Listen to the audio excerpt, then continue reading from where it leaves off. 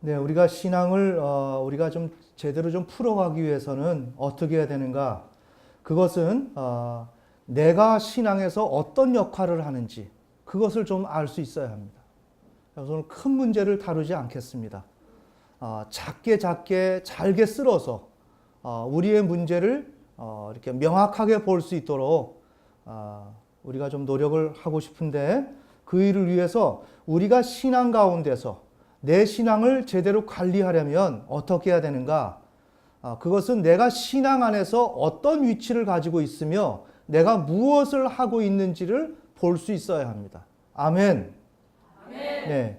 그래서 내가 신앙 안에서 하고 있는 일을 봐야만 그 하고 있는 나를 고치고 그것을 명확하게 장기간에 걸쳐서 내가 어떻게 세워져야 되겠다고 한다면 그걸 시도를 할 수가 있는 거예요. 그런데 지금 우리의 신앙의 체계는, 현실은 어떠냐면 내가 신앙에서 무엇을 하는지를 몰라요. 신앙을 떠나서 매사에 모든 삶을 취할 때 나라는 이 구조가 굉장히 복잡하기 때문에 내가 무언가를 하면서도 이건 내가 하는 건지 그냥 저절로 되는 건지 이걸 도무지 이해할 수가 없다는 말입니다.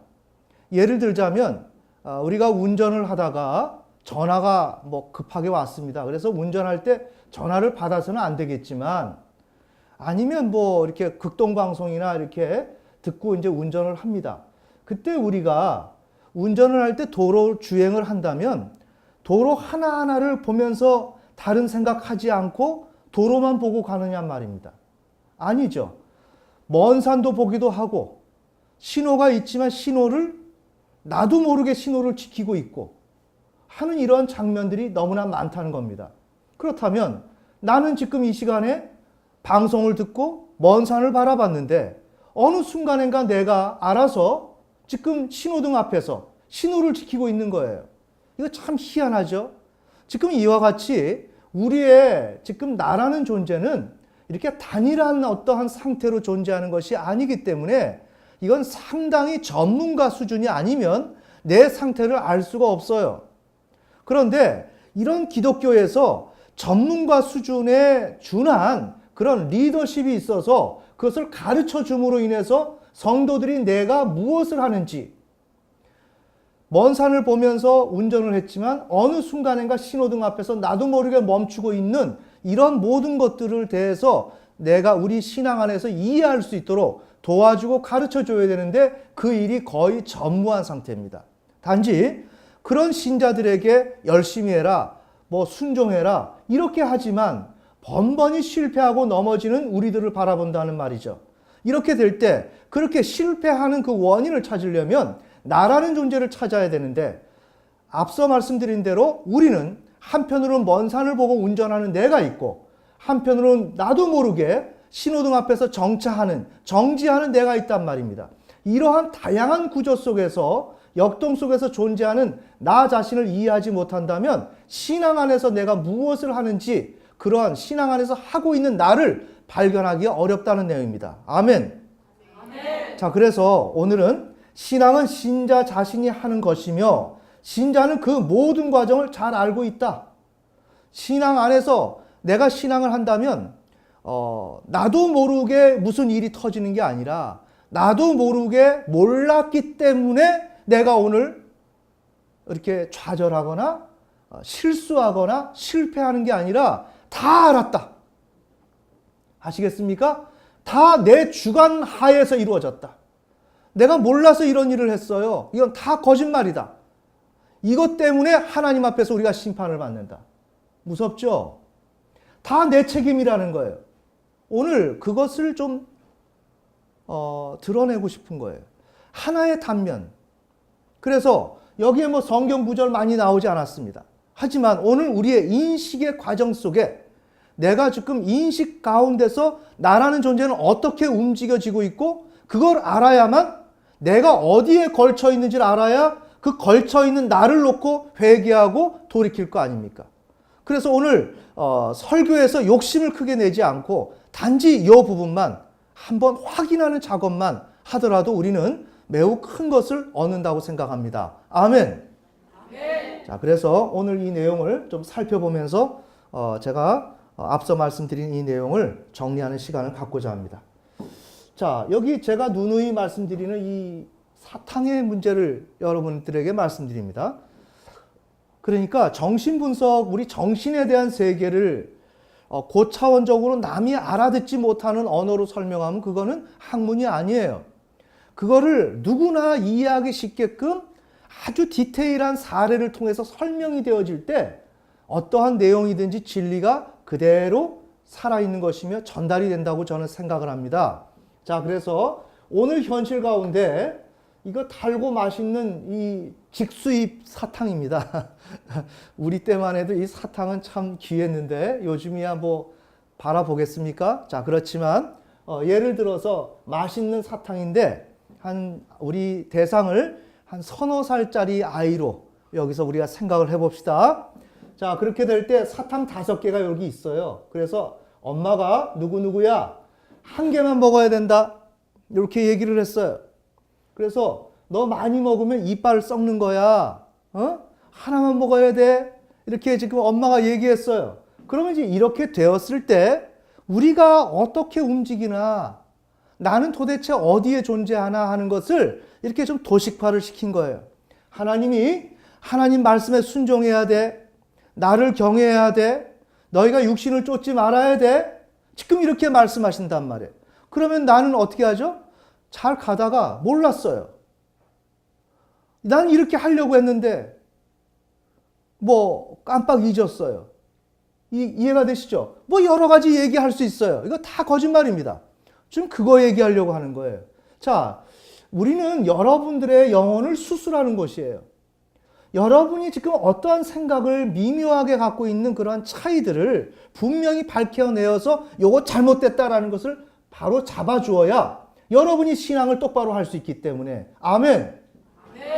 자, 그럼 우리가 사탕의 예를 들면서 지금 나라는 존재가 어떻게 움직여지는지 한번 살펴봅시다. 자, 먹지 말라 그랬습니다. 자, 그러면 여기에서 육체가 존재합니다. 자, 우리가 저 칸트의 그 인식론에서 항상 우리 이 시각에서 감각 세계를, 현실 세계를 바라본다 그랬죠. 그러니까 나 자신은 나라는 존재는 내 중심 안에 있는데 내가 누구를 상대하냐면 이 감각을 느껴서 얘가 이 육체가 감각을 느껴서 이 감각에서 감각 세계에서 제공되는 만족을 추구하는 육체를 먼저 상대를 한단 말이에요. 아멘.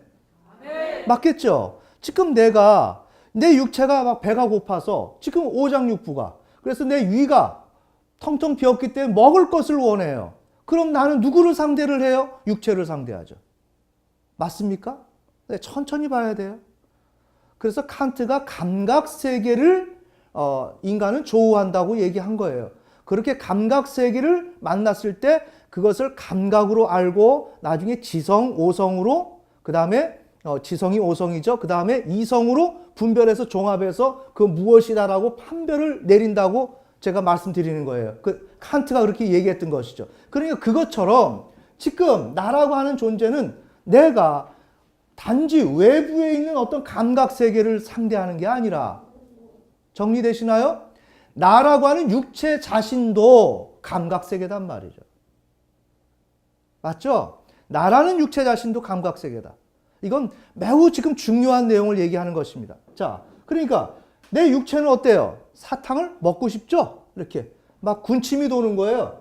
그래서 이 육체는 어떠냐? 5개 모두 먹고 싶은 게 육체예요. 육체가 뭘 이성이 있나요? 육체는 이성이 없죠. 단지 배부르면 먹고 싶은 거고 채워 넣고 싶은 거고 도덕과 윤리와 법 이건 그렇게 큰 상관이 없어요. 맞죠? 그래서 육체는 무조건 먹고 싶어 한단 말이에요. 그러면 unconscious subject 그러니까 무의식적 주체가 나라는 사람 개인적인 내가 육체를 상대를 하는 거예요.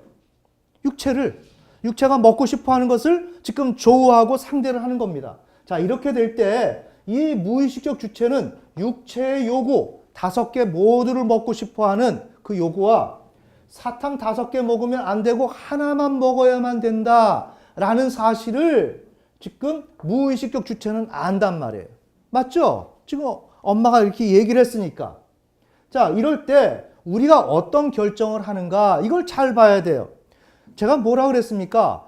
일체의 수고도 노력도 하고 싶지 아니하는 그런 사람이 바로 무의식적 주체라 그랬죠. 마찬가지로 여기에서 나라는 사람은 여기에서 사탕 5개 먹으면 안 돼라고 하는 이 엄마의 취지를 조금도 이해하지 못합니다.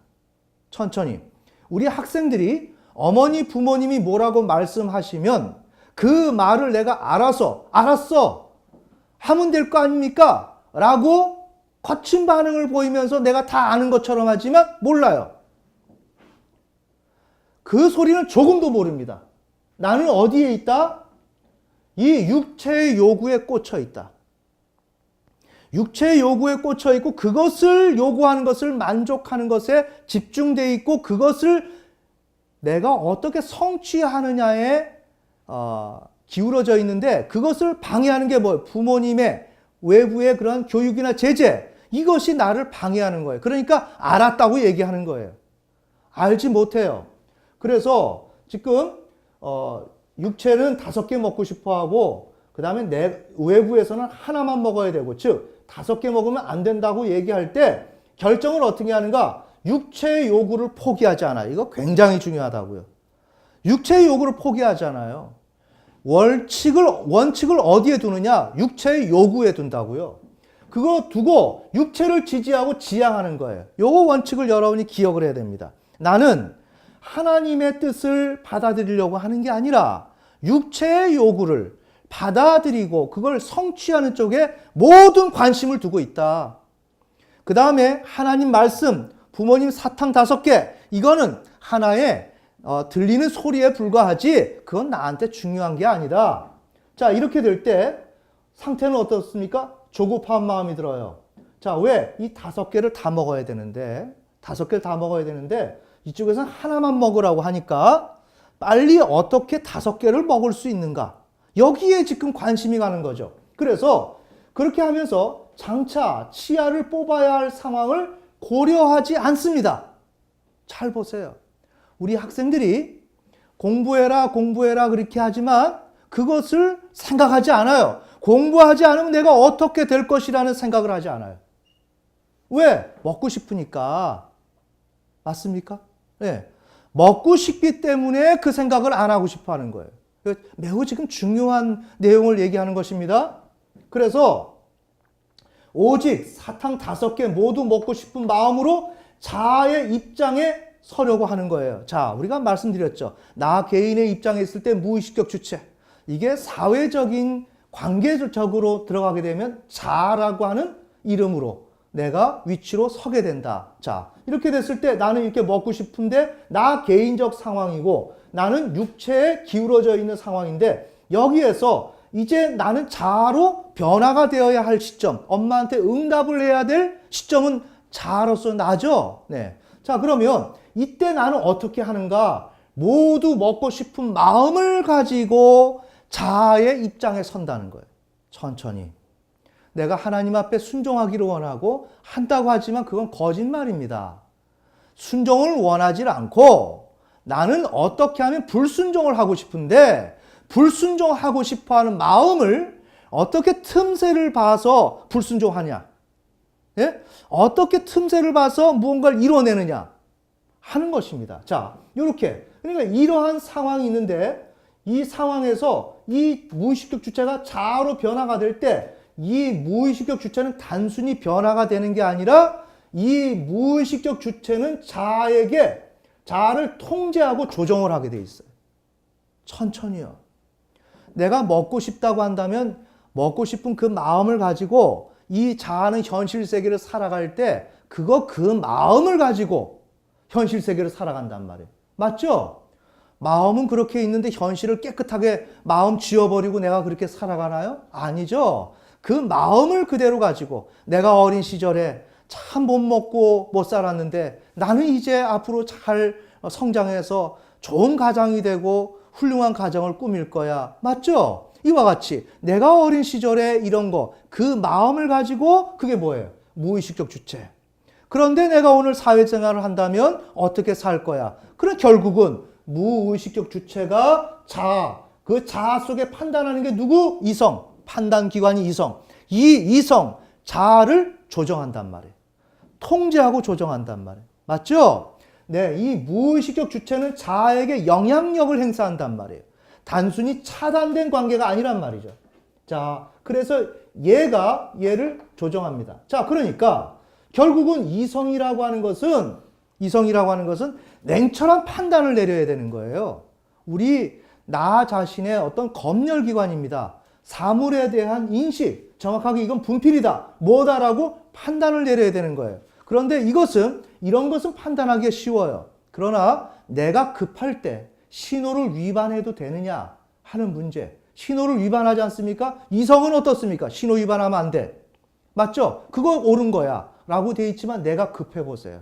내가 지금 어디에 지각을 하고 시험을 치는데 이걸 위반하지 않으면 나는 시험 치는데 들어갈 수가 없어요. 그럼 어떻죠? 나는 위반하면서 어쩔 수 없어. 나는 시험 쳐야 되기 때문에. 이렇게 되면 분명히 내가 어쩔 수 없어 하는 건 좋지만 그때 이성이 변화가 됐단 말이에요. 아멘. 그때 이성은 어쩔 수 없는 상황에서는 신호를 위반해도 돼 라는 이성으로 바뀌어버렸단 말이에요. 요거 잘 정리해야 돼요. 그러니까 이성이 현실 인식할 수 있는 정상적인 상태가 아니라 비정상적 상태로 전락하게 된단 말이에요. 이게 지금 우리의 문제예요. 우리의 문제.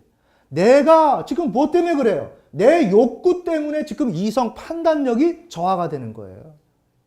우리가 죄를 짓게 되는 이유가 뭐냐? 내 욕구 때문에 내가 갖고 싶어 하는 것 때문에 어때요? 이성이 마비가 된다고요.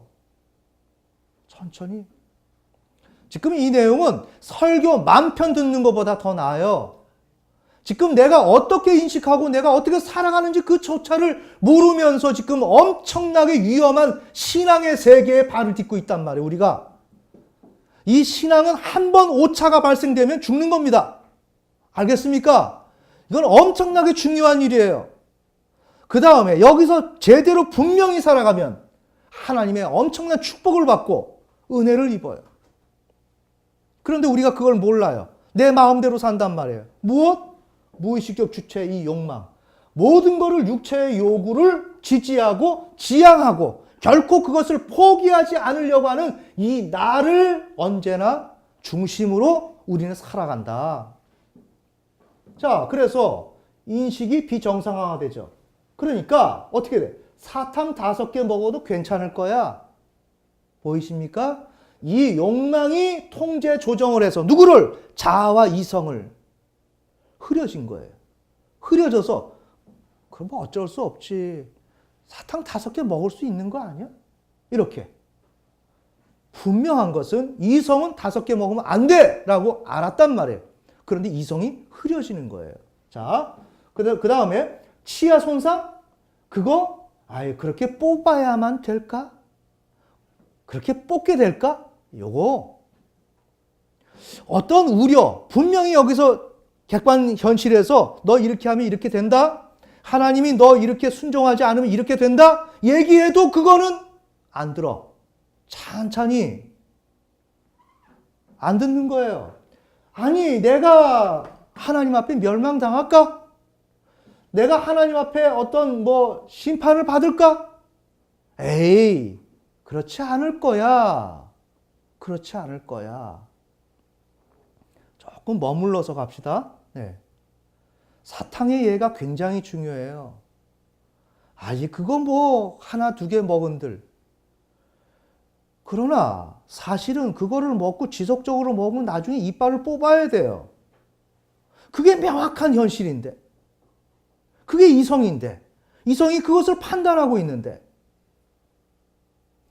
이 아이에게는 그 이성이 처음엔 있었지만 왜 이렇게 하나 더 먹어도 될 거야? 아니면 5개 다 먹어도 될 거야? 라는 이성의 판단으로 가야만 할까? 그래서 이렇게 치아가 손상되지 않고 또 치아를 뽑아야만 될 상황으로 몰리지 않으리라고 생각이 드는 거예요. 그래서 하나님은 깨어라. 회개해라. 돌이켜라. 지금 우리가 이렇게 하고 있는 이 상태에 대해서 분명히 지금 말씀하고 계시는 거예요. 자, 결과가 뭐냐? 대상인식, 대상을 인지, 이러한 불가능한 상태로 이렇게 해서 전락돼 버린단 말이에요. 그러니까 여기에서 지금 우리가 이것은 어떤 사실을 우리가 무지하게 되는, 모르게 되는 원인이 바로 이 과정을 통해서 일어난다. 자, 그럼에도 불구하고 이 아이가 조금 대범해요. 부모 눈치 안 보고 몰래 숨어가지고 야금야금 이렇게 먹었어요. 즉 이행. 어떤 애들은 어때요? 먹고 싶지만 부모 눈치 보고 힘과 어떤 자기가 밀리니까 억압을 시키죠. 요거 5개 먹고 싶은 걸 억압시키고 하나 먹어요. 맞죠? 우리들. 네. 그러나 조금 드세고 자기 주장을 막 누구 신경 안 쓰고 하는 애들은 어떻습니까? 5개 그냥 다 먹어버리는 거예요. 다음에 또 혼나도 5개 또 먹어요. 계속 그러는 거예요. 그냥 부모가 치는 거죠. 바로 지금 그러한 사태예요. 이게 우리 신자들의 모습이다. 신앙을 우리가 몰라서 실패하는 게 아니라 신앙이 보이지 않아서 어려운 추상적인 형이상학적인 어떠한 그러한 성격을 가지고 있는 게 신앙이라서 우리가 실패하는 게 아니라 번번이 우리는 신앙의 세계를 알고 있지만 내 욕구, 내 욕망 이것을 중시 여기기 때문에 모든 판단 기능이 저하가 되고 왜곡되어서 그래서 계속 실패할 수밖에 없다는 것입니다. 아멘. 아멘. 자, 그래서 우리가 이와 같이 드세나이처럼 우리가 계속 반복하는 거예요. 우리의 상태를 보세요. 내가 인간적으로는 좀 고분고분하고 좀 내성적이고 뭐 그런 사람처럼 생각한다 할지라도 나는 실질적으로는 하나님 앞에서 그런 사람이 아니다. 5개 먹지 마라 그러면 끝까지 5개 먹고 마는 그런 나다. 이해가 되시죠? 그래서 이행을 해요. 매일 사탕 5개를 야금야금 먹고 그것도 양치질을 안 해요. 왜? 이거 귀찮잖아요, 이거. 조금 전에 양치질 했는데 사탕 5개 먹고 또다시 저기 들어가서 양치질 하는 거 어른도 좀 귀찮아하는데 안 했어요. 그리고 피곤하니까 잘 거 아닙니까? 요게 이제 습관이 된 거죠. 자, 이게 잤습니다. 결국 치과에 가보니까 이빨을 하나 뽑아야 된대.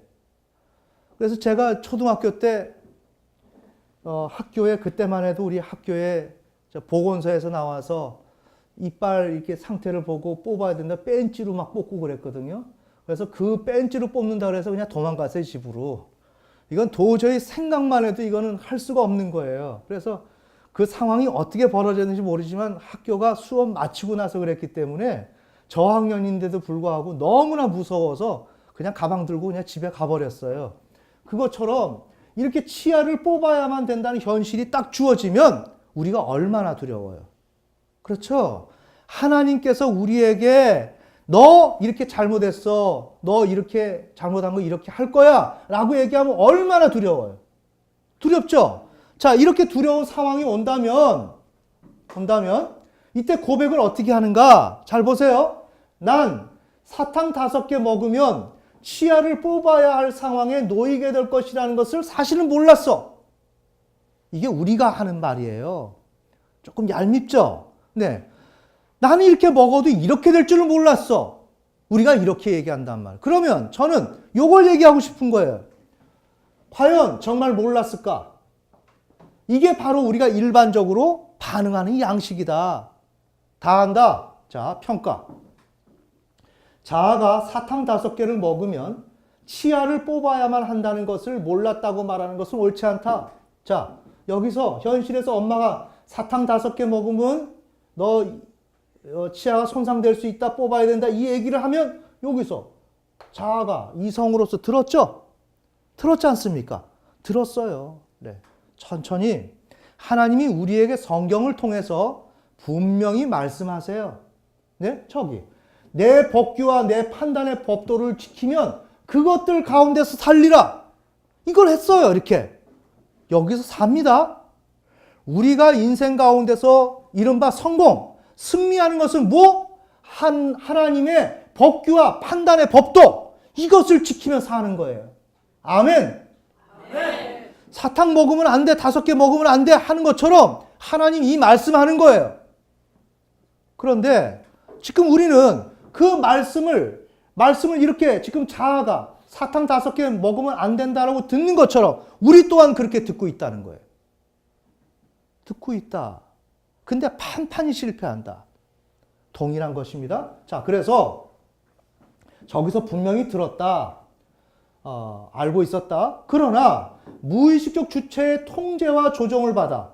여기 무의식적 주체의 통제와 조정을 자아와 이성이 지금 받고 있죠? 네. 받아서 그 욕망을 포기하지 않고 저기 자아가 그것을 먹고 싶다라고 하는 것을 자아가 오늘 현실에서 엄마를 마주보고 있을 때 그것을 내려놔야 되는데 그 통제를 그대로 수용하는 거예요. 내가 오늘 현실에서 신앙에서 내가 개인적으로 하고 싶어 하는 것들을 포기해야 되는데 그걸 포기하지 않고 그대로 이어받는다는 거예요. 이 과정입니다. 이 아주 디테일한 걸 여러분이 아셔야 신앙을 이길 수 있습니다. 그래서 포기하지 않고 그 욕망의 만족을 오히려 취하려고 앞장선단 말이에요. 겉으로는 엄마한테 꼬마아이가 순종하려는 양상을 보이죠. 하지만 속은 안 그렇다고요. 하나님은 그래서 사람의 마음의 속중심을 바라보는 거예요. 아멘. 네. 그렇게 된 결과 자신이 아무리 사탕 5개를 먹어도 치아는 손상되지 않으며 자아가요. 자신은 자아입니다. 무의식적 주체의 통제와 조정을 받아서 그것을 취하려고 시도하게 된 결과 자아는 그 시간부터 아무리 사탕 5개를 먹어도 치아는 손상되지 않으며 치아는 뽑지 않게 될 것이라고 생각하게 된다는 거죠. 인식 자체가 이성이 변화가 생기는 거죠. 맞죠? 네. 즉 무의식적 주체가 욕망하는 것에 이끌려 치아 손상 및 치아를 뽑아야만 하는 상황을 의도적으로 하지 않은 것이다. 맞죠? 무의식적 주체의 욕망에 이끌려서 그것을 중심으로 하다 보니까 지금 자기가 지금 의도적으로 이렇게 뽑지 않게 될 것이다 라고 생각을 한 거예요. 정리? 네. 의도적으로. 네. 자, 그래서 따라서 자아는 사탕 5개를 먹으면 치아를 뽑아야만 하는 상황이 도래할 것을 알았죠. 분명히 알고 있으면서 내가 먹고 싶은 그 욕망에 의해서 이성마저도 변질시키도록 허용을 하고 그렇게 하면서 그 사람은 천천히 이빨이 손상당할 것을 알았다. 알고 있으면서 무의식적 욕망이 자기에게 자극을 주는 것을 너무나도 뿌리치지 못하고 그것을 붙들고 있었다. 정리되시나요? 네. 그러니까 그렇게 우리가 모든 것을 알았고 그러나 이 모든 일은 무의식적 주체가 의도한 것이며 맞죠? 저 밑에 있는 무의식적 주체가 욕망하는 것이 가장 원인이란 말이에요. 자, 그것이며 무의식적 주체에 의해서 자아를 통해서 이루어진 것이다. 자, 이게 굉장히 중요합니다. 정리를 해놓은 것입니다. 우리 창세기 32장 27절 찾아보시겠습니다. 오늘 본문 야곱이 씨름을 합니다. 뭐 천사라고도 나오고 여기 본문에는 어떤 남자 이렇게 나왔는데 27절 우리 같이 읽겠습니다. 시작. 그가 그에게 이르되 내 이름이 무엇이냐 하거늘 그가 이르되 야곱이니이다 하매. 네. 그래서 지금 야곱이 이제 씨름을 하게 되는데 그 남자 어떤 남자와 그래서 그 어떤 남자가 야곱을 상대하기 힘들어서 야곱의 넓적다리를 우묵한 곳에 손을 대매 넓적다리 우묵한 곳이 씨름할 때 위골이 된 거예요.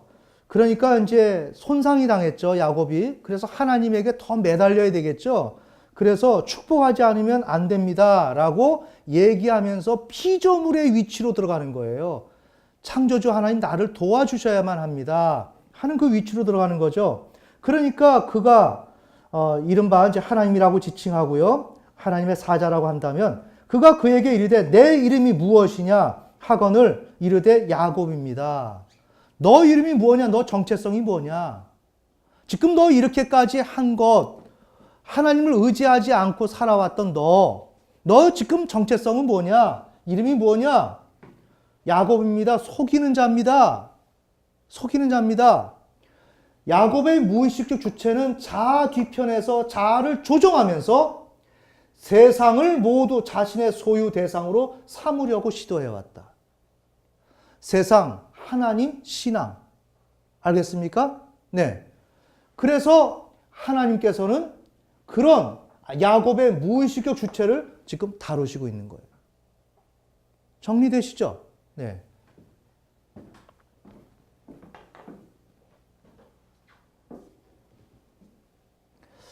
자, 문제의 원인은 정리하자면 문제의 원인은 여기에 있어요. 그죠? 내가 걸치지 않는 곳이 없어요.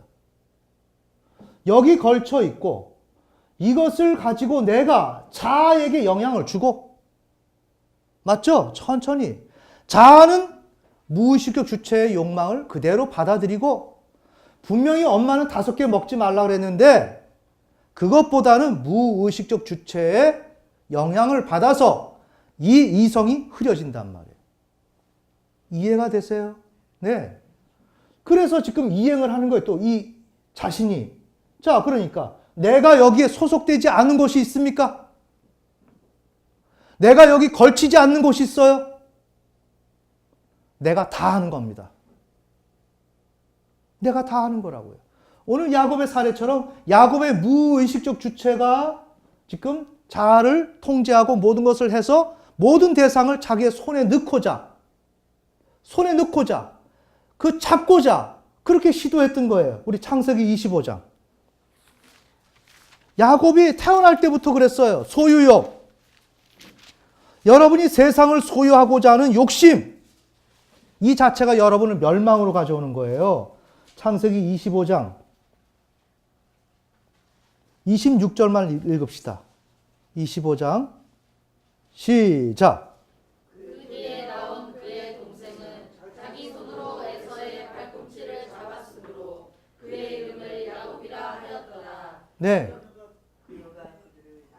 네, 거기까지요. 그러니까 지금 야곱이 태어날 때부터 소유욕, 이 육체의 충동에 사로잡혀 있는 아이입니다. 그러니까 나 자신이 세상을 얼마나 좋아하는지 그거를 알아야 돼요. 내가 세상을 내려놓지 못한다면 그것 때문에 망하는 거예요. 보이십니까? 이것 때문에 이성이 분별력을 잃고 인식이 저하되고 상황 판단을 못하고 오늘 에바다처럼 눈 멀어서 귀 멀어서 아무것도 듣지 못하는 거예요. 아무것도 듣지 못해요. 하나님 말씀하셔도 못 들어요. 자, 내가 대상을 인식한다. 자, 내가 학업을 하고 싶지 않아요. 공부를 하고 싶지 않아요. 여기 놀고 싶은 거. 학생들. 학업을 하고 싶지 않으면 학업이 어떻게 보이겠어요? 중요해 보이질 않아요. 알겠습니까? 자, 사탕을 5개 먹고 싶으면 엄마가 하는 말씀이 그렇게 중요해 보이질 않아요. 5개 먹어도 될 것 같아요. 왜? 내가 욕심이 그렇게 많이 있으면. 맞습니까?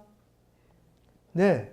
내가 놀고 싶은 마음이 있으면 천천히 놀고 싶은 마음이 있으면 있을수록 내가 해야 될 일들이 중요하게 여겨지지 않아요. 중요하게. 자, 그럼 결국은 어떻게 된다고요? 자, 로마서 8장 5절.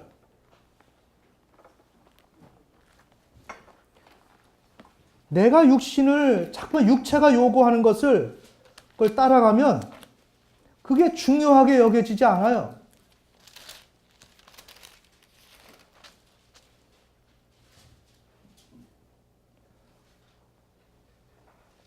팔장 6절을 읽읍시다. 시작.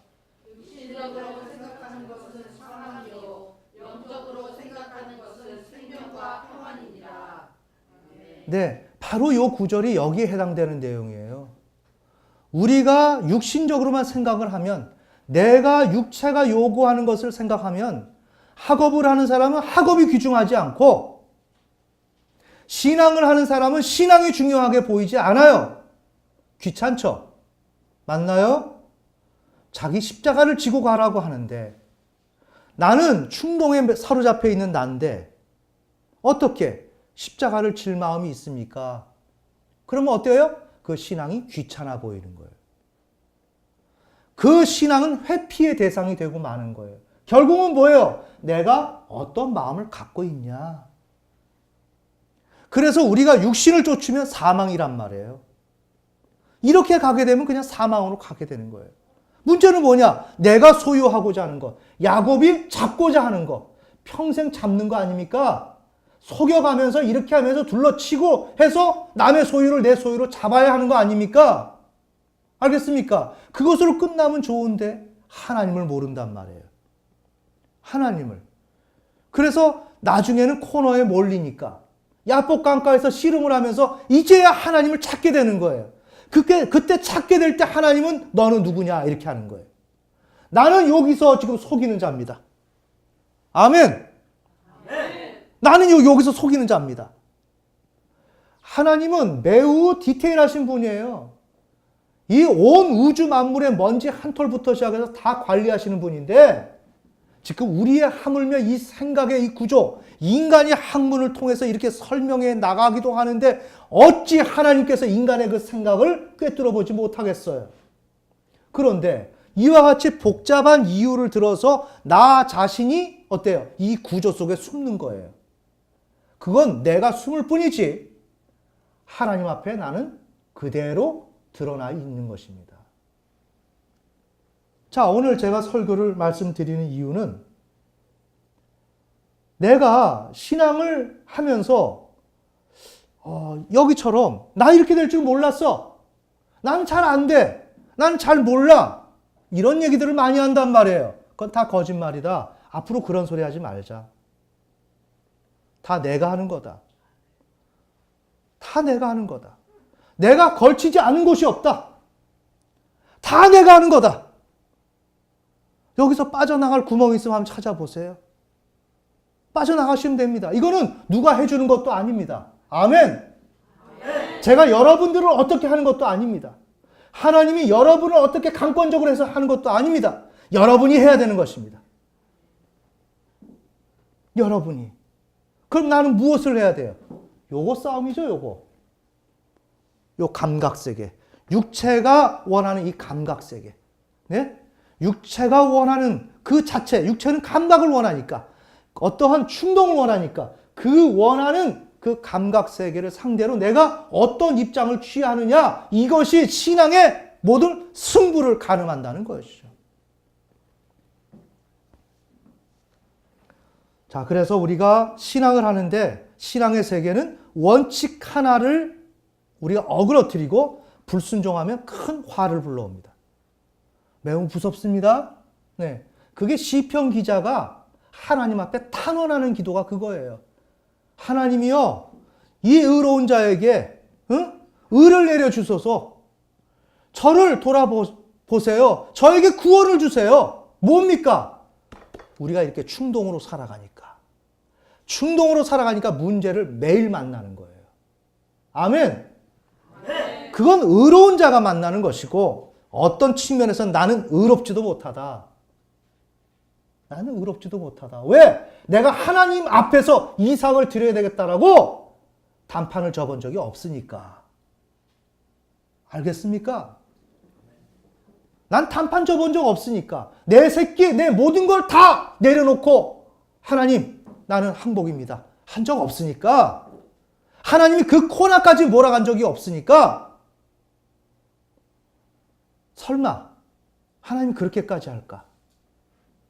설마 아니 이렇게 했는데 이렇게까지 할까? 그건 내 생각이고 신앙은 한 가지 한 가지 어기는 것만큼 우리에게 위협으로 마귀가 그걸 딱 틀어잡고 우리에게 공격으로 온단 말이에요. 하나님이 그렇게 하는 게 아니에요. 실수가 있으면 마귀가 나를 사로잡아요. 내 인생 전체를 사로잡는단 말이에요.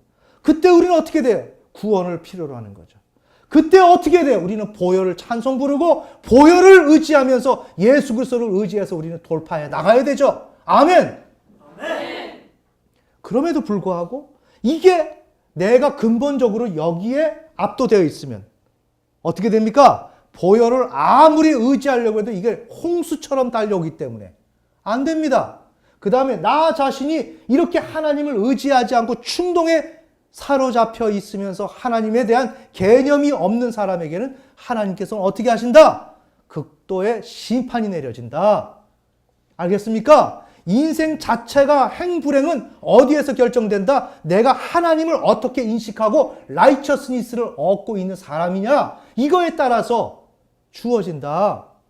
야곱이 디나가 강간당했을 때 어떻게 됐습니까? 야곱이 불순종했을 때, 가정의 부모가 불순종할 때 이해가 되십니까? 사건이 일어난단 말이에요. 사건이. 자, 그래서 우리는 어떤 것도 원칙을 어기면 안 된다. 그렇기 때문에 우리 필사적으로 싸워야 된다.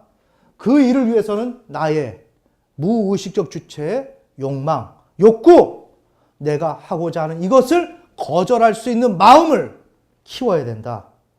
그래서 내 충동과 이것을 다 바로 잡아서 매일매일 같이 두려운 마음으로 우리가 신앙을 이끌고 갈 때 그때서야 하나님의 은혜를 받을 수 있는 것이다. 이건 엄연한 사실입니다. 아멘. 다 같이 기도드리겠습니다.